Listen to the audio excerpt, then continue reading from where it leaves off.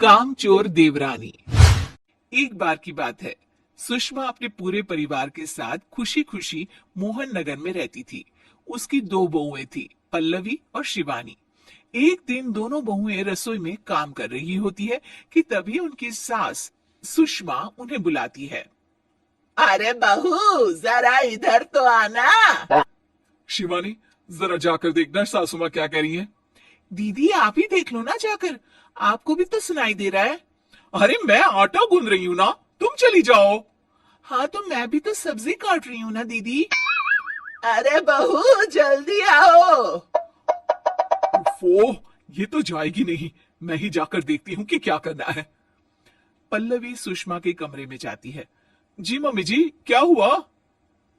शाम को घर पर कुछ मेहमान आने वाले हैं, तो तुम अच्छा सा खाना बना लेना बहू।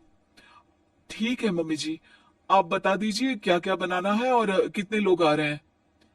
सुनील की मौसी जी और उनका पूरा परिवार आ रहा है। कुल मिलाकर 3 लोग और हमें मिलाकर हुए 9 लोग।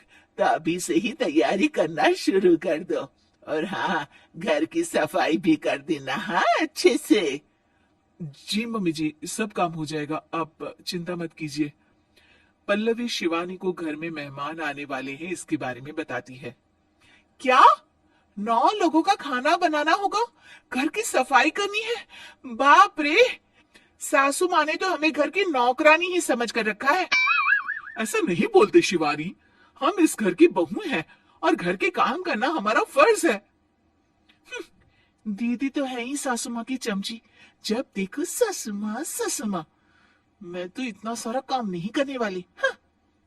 शिवानी कपड़े लेकर गमला साफ कर रही होती है और चक्कर आने का नाटक करने लगती है।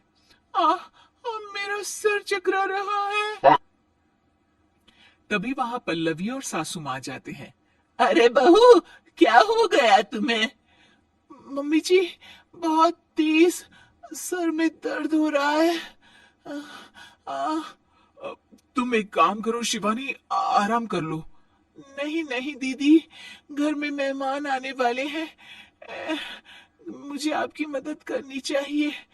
अरे कोई बात नहीं शिवानी, तुम आराम कर लो, मैं सब काम कर लूंगी। ठीक है दीदी, अगर आप इतना कह रही हैं तो आराम कर लेती हूँ। शिवानी आराम से अपने कमरे में मैगजीन पढ़ रही होती है। इसे कहते हैं आराम की जिंदगी। इतना सारा काम।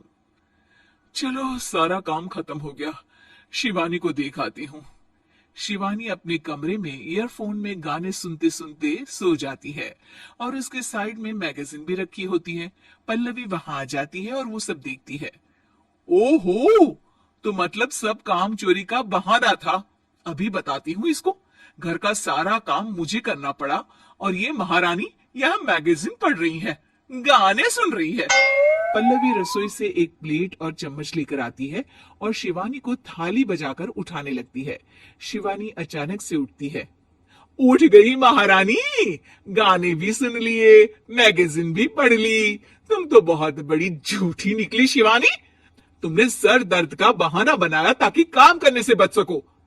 हाँ बनाया बहाना, तो क्या करती, इतने सारे काम करती। मुझे कोई शौक नहीं है चापलूसी का। क्या चापलूसी? तुम्हें लगता है कि मैं सारे काम चापलूसी के लिए कर रही हूँ? नहीं तो क्या। तभी वहां सासू माँ आ जाती हैं। अरे बहू, वो लोग बस आने ही वाले हैं, तुम तैयारियां कर लो। जी सासू माँ, तुझे तो मैं बाद में देखती हूँ। सब खाना खाने बैठते हैं और खाना शुरू करते हैं। तभी सुनील की मौसी बोलती है। वाह भाई वाह, खाना तो बहुत ही अच्छा बना है सुषमा जी, एक एक चीज में क्या स्वाद है। ये सुनकर शिवानी मुंह बना लेती है। उसे अपनी जेठानी की इतनी तारीफ राज नहीं आती। आपकी बहुएं तो बहुत ही अच्छा खाना बनाती है। हाँ, बनाती तो दोनों ही अच्छा है, पर आज ना ये सारा खाना बड़ी बहू ने बनाया है। छोटी बहू की तबीयत ठीक नहीं थी, सो इसलिए। मानना पड़ेगा सुषमा जी, आपकी बड़ी बहू तो बहुत ही गुणवान है। पल्लवी की तारीफ सुनकर शिवानी को जलन होती है। पल्लवी ये सुनकर खुश हो जाती है और शिवानी की तरफ देखकर उसे चिढ़ाती है। कुछ देर बाद मेहमानों के जाने का वक्त हो जाता है। मौसी जी सबके लिए उपहार लाई होती है। वो सबको शगुन के पैसे देती है और अंत में पल्लवी के पास आती है। तुम्हारे लिए शगुन का लिफाफा तो है ही, पर बहू तुम्हें एक और उपहार भी मिलेगा इतना अच्छा खाना बनाने के लिए। मौसी अपने सोने के कंगन निकालकर पल्लवी को पहना देती है।